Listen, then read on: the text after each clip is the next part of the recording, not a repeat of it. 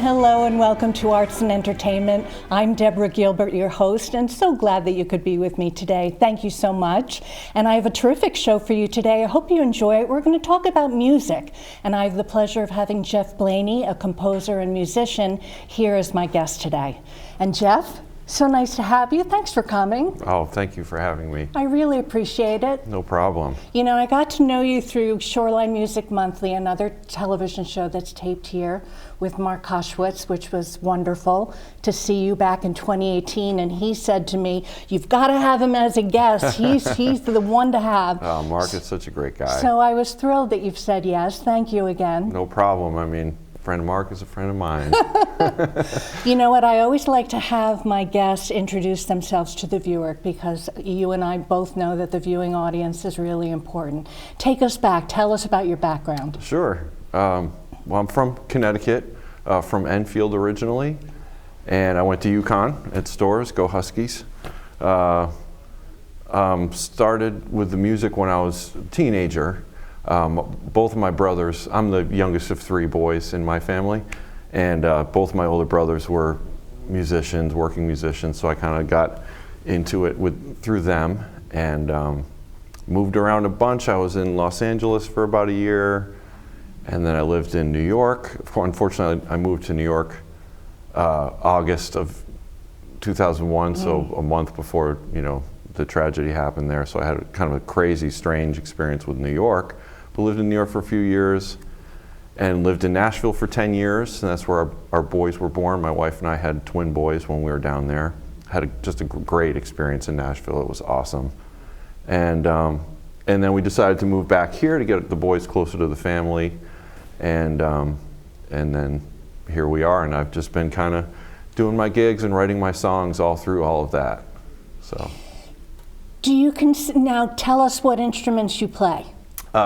Guitar is my first instrument. Mandolin is my second instrument. I play both of those on almost all of the shows that I do. But I also play tenor banjo and harmonica and kazoo. On the album that this musical was inspired by, I played the bass parts and the percussion parts and almost all of the parts that were on the album, except for my buddy Charles Butler and Ian from the Howling Brothers. I got some tracks from them, friends of mine in Nashville. They did fiddle and five-string banjo parts for me during the shutdown, and we sort of got those files back and forth. But other than that, I pretty much did everything on the album. So, you know, I've been lucky in that my brothers played these instruments. You know, my dad bought a piano. That was a big moment for us in our family. When the piano came into the house, everything kind of changed in a really great way. But I'm a guitar player for the most part. Did you know growing up, even though you were surrounded by music, that you would be pursuing a music career? Definitely not. No, it was just something to bang out the chords, you know. I mean, it was not really a thought in my head at all. The middle brother in our family, my brother Rob, he stayed kind of more local. Darren, the oldest brother, he went to school out west, and he was a bit more of a traveling soul. So he was gone, and Rob and I were playing, and Rob was playing professionally, quote unquote, before I was. And I was going to his performances, seeing him play, helping load the gear. And before I knew it, I was playing in bars and getting paid for it before I was even 21 years old. So it's really kind of the only, I mean, I've had other jobs here and there, but it's really the only job that I've ever had.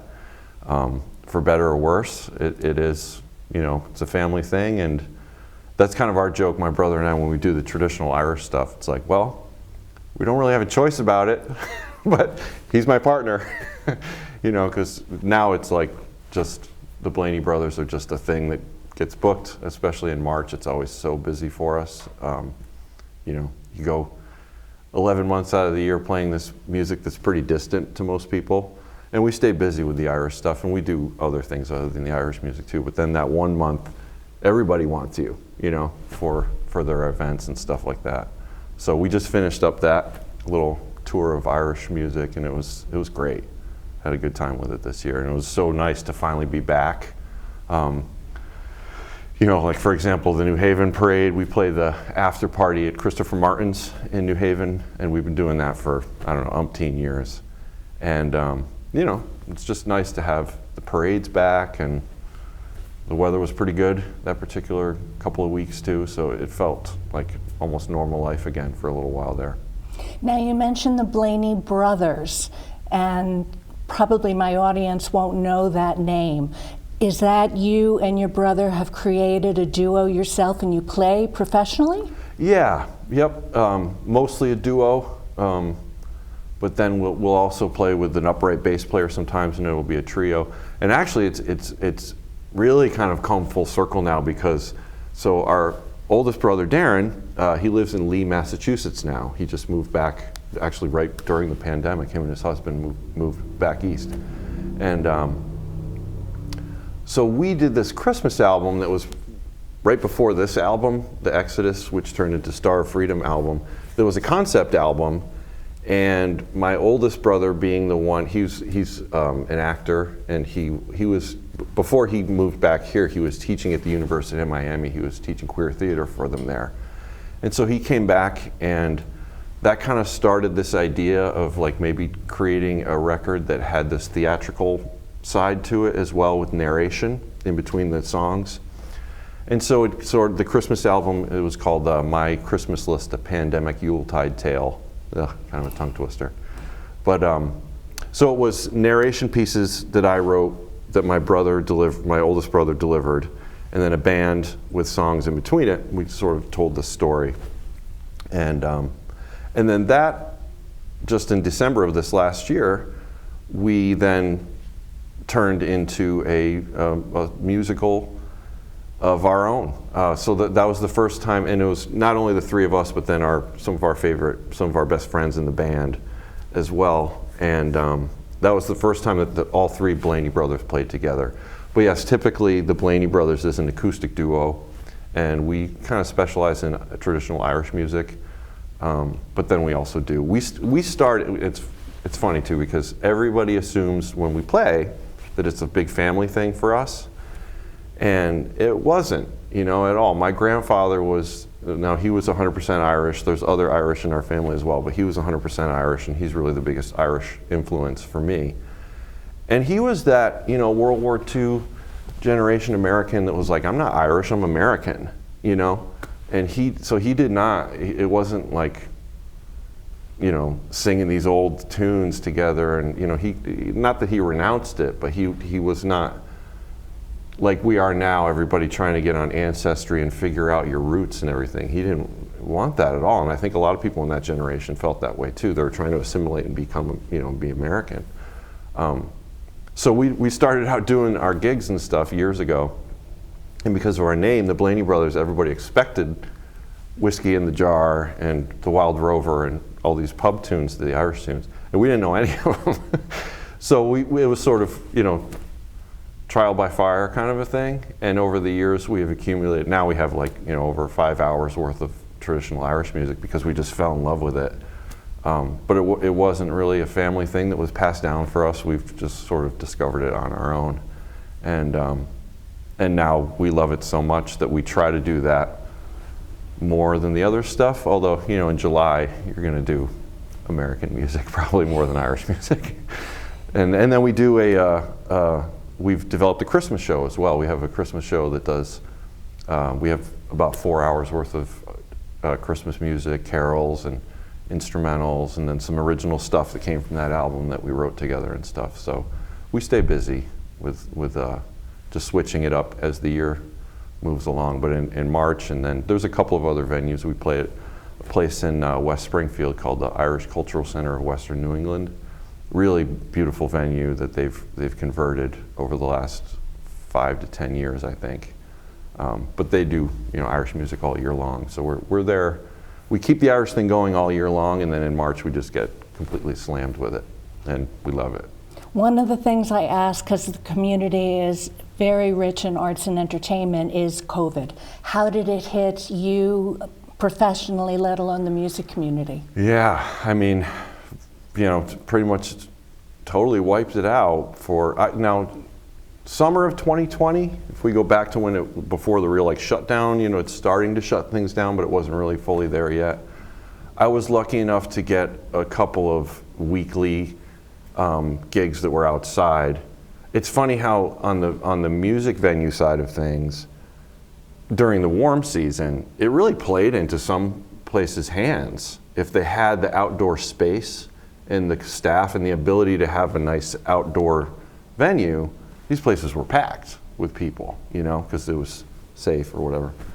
And then other places that had no chance to have any outdoor seating got demolished by it, basically, So anyway, that summer I stayed fairly busy, but then that winter, 2020, everything shut down, as you know. And yeah, it was hard to just watch something that you'd worked so hard for 20 years, just get wiped out in the blink of an eye. But that turned into telling that story with the Christmas album. The Christmas album was set in real time. It was really interesting because we were writing for not only in the future, but we knew that it was going to be released.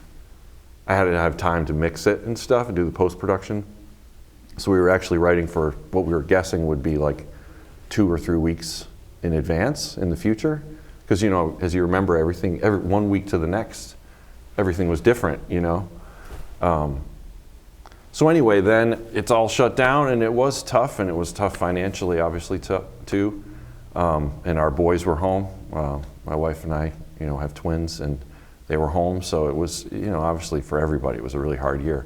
But it did open up this massive chunk of time for me to write, and I got 2 concept albums out of it, and both of them have had musical theater productions now, one on a much smaller scale with the Blaney brothers. We did that in Hartford at the CT Comedy Improv Theater just this past December, and now the Iverton Playhouse is putting on this new musical that's, we couldn't be more excited about. It's really, I really can't believe it's happening, actually, because it's, it started with me in my basement by myself, writing this story and these songs. And now, there's a cast and choreographer, and there's all these people involved. It's really just a wonderful thing. Okay, we're going to talk about that. I'm Deborah Gilbert. You are tuned in to Arts and Entertainment. We're going to take a break. We'll be right back. You matter. You matter. You matter. And your words matter too. Your words matter. What you say in the hallways at school or in the student section at a game matters. Words can be hurtful. Words can be offensive. Words can leave scars. Words can also inspire. Support and uplift. You and your words. Are they both important? As a matter of fact, yes. Community TV, your neighborhood TV. Publicly funded and a reliable partner for cable companies nationwide, it provides transparent coverage of local and state government, education, and public programming. A digital town green that can be watched anywhere, anytime, and on any device. Watch us on today's high-tech distribution methods. Community TV in Connecticut. Local, unfiltered, reliable, and yours. And welcome back to Arts and Entertainment. I'm Deborah Gilbert, your host, and I hope that you're enjoying the show today. Well, we continue on with Jeff Blaney, a composer, and musician, and we're talking about music today. Jeff, we were talking about the Iverton Playhouse and your show, Star of Freedom. Yes. When Jackie Hubbard, the executive director, was here, she mentioned that show was going to kick off their 2022 season. Tell us how it came about, because she talked about you. Yeah, sure. Well, first of all, Deborah, thank you so much for having me on here. You're welcome. Because, and I was just saying this to these guys, a new work, a new play is something that doesn't happen every day, and especially now with COVID and all that, it's even more rare. And then to have a full-on musical is just not something that happens every day. So whether or not it's good or bad, it's a big risk that Jackie took, and I can't believe that she is putting her, she's taking her card, her chance to take something and do something, because she doesn't direct every play there, and she's directing this play as well. So anyway, thanks for letting us talk about it, because we're hoping that people will come out and see it. But yeah, so I wrote this concept album. It's a Civil War story. It's an immigrant story. It's a slave story, and it's a sort of a Western musical. All of those things sort of in one. And the two main characters are Sean, who's the story starts in Ireland, and Sean is the main character, and he comes over due to the potato famine. And then Chloe is a slave in South Carolina, and she's sort of the lead, female lead. And it's really, in a nutshell, without giving away too much, it's really a love story is what it is, aside from all these other cultural things that happened at that time.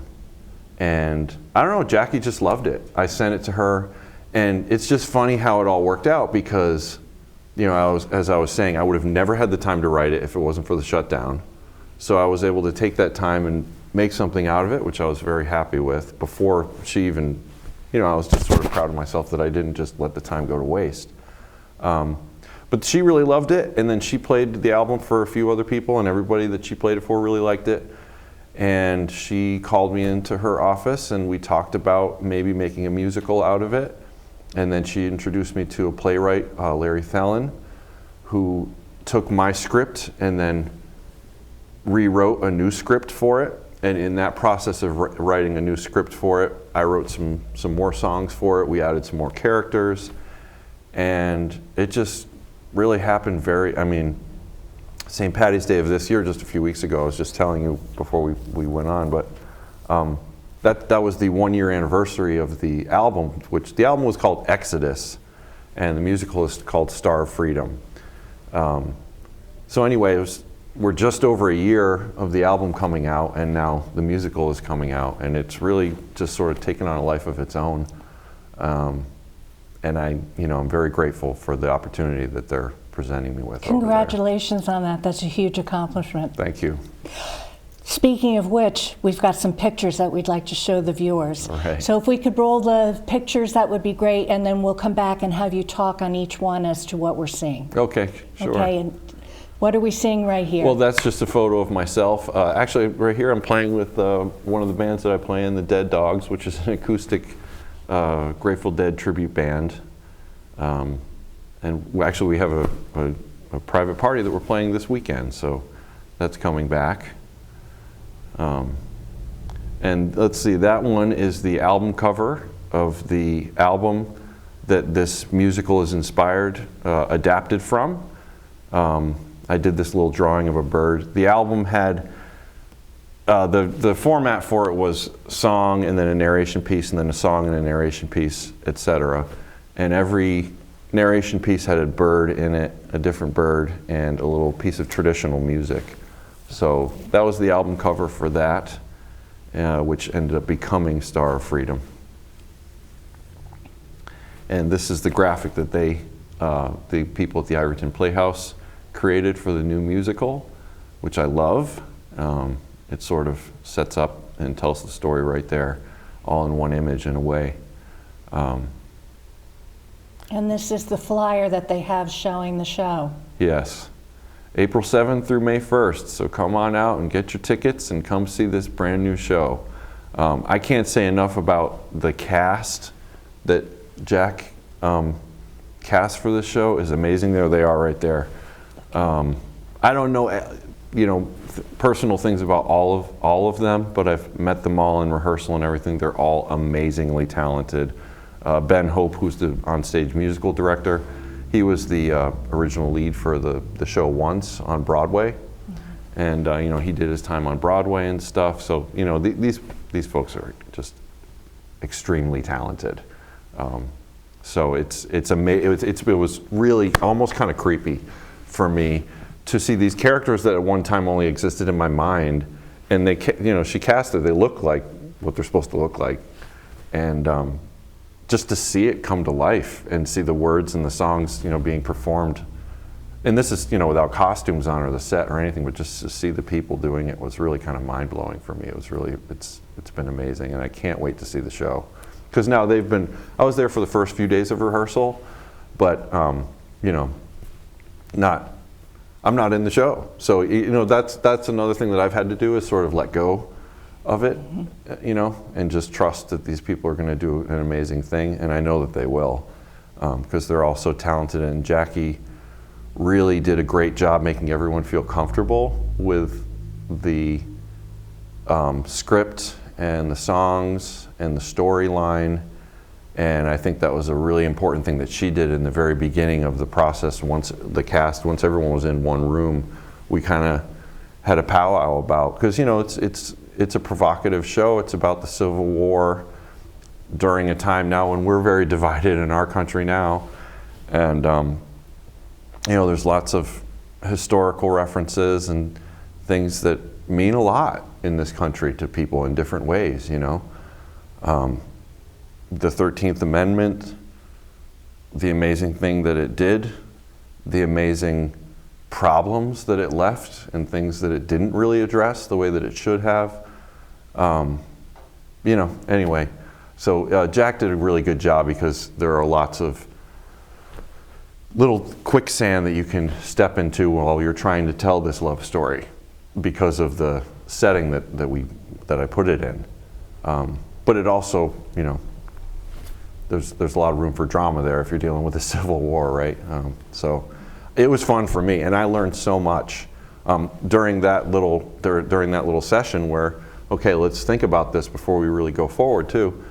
What I got as a writer, one of the critiques that I got was I had mentioned Oklahoma. There was a lyric that I said, the Oklahoma skies, and I didn't realize that Oklahoma was actually not a state until 1907, which is extremely late.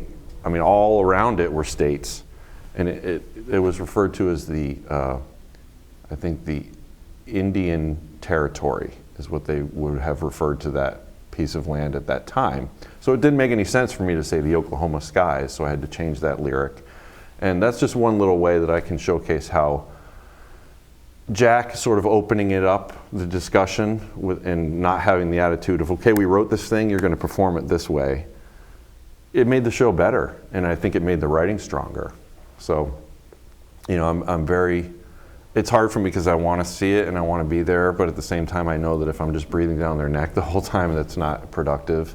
And they, you know, the score has been written, everything's on paper, there's recording, you know, the album is there, so there's recordings of these songs.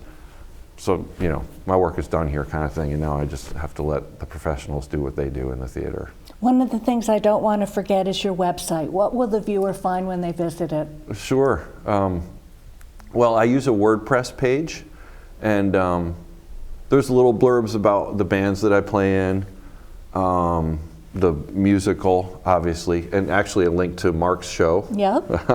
That I did here a couple of years ago. Just little things like that, little video clips and stuff. But I'm not good at that whole thing, you know. Writing songs and performing songs and writing stories and stuff like that. I feel very comfortable in that way. But the marketing and the internet stuff and all of that, I kind of get lost, and I'm not too good at it. So it's not the greatest website in the world. But I will say also, though, speaking of the website, if you go to the Ivoryton Playhouse website, which is, I believe, ivorytonplayhouse.org, that's where you can get tickets for Star of Freedom, if you guys want to get tickets and go see the show. There's a nice blurb about myself and Larry and the cast, and all the information that you need about the show is on their website. We're starting to run out of time. What does the end of 2022 look like, 23, 24? Do you have some plans coming up? Not really. I mean, now that things are opening up, I find myself back in this, you know, I have work this weekend, you know, with 2 different bands, so I have to get ready for 2 different acts this week. And, you know, luckily, assuming that everything stays the way that it is right now, my schedule is very busy. And so now I'm about to enter into Little League Baseball and assistant coach with that. That's right, with your children. Yep, and we have a vacation planned for July, so I'm actually looking forward to, because the way that it worked out, the way that it rolled out, the first week of rehearsal for Star of Freedom was on the same week as St. Patrick's Day. So right when I had a lot of stuff going on with my music, I also had to be there for the rehearsals for that. And with the writing and all that, it's just been a lot. And I hope to do some more writing for musical theater, but when this is over, I think it's going to be time to sort of just take a moment and just enjoy what just happened for a little while. Well, I thank you very much for coming. It's been a pleasure to have you. We're starting to run out of time. Thank you for having me. It's been a pleasure. I'm so glad you came. Thanks. And to my viewers, if any of you are interested in being volunteers on the program, or if you think you might be a great guest, please contact me at artsandentertainment@mail.com. I'd love to talk to you about it. Well, I hope you've enjoyed the show today. Thanks so much for tuning in. I'm Deborah Gilbert. You have been tuned in to Arts and Entertainment. Have a super day. I'll see you next time.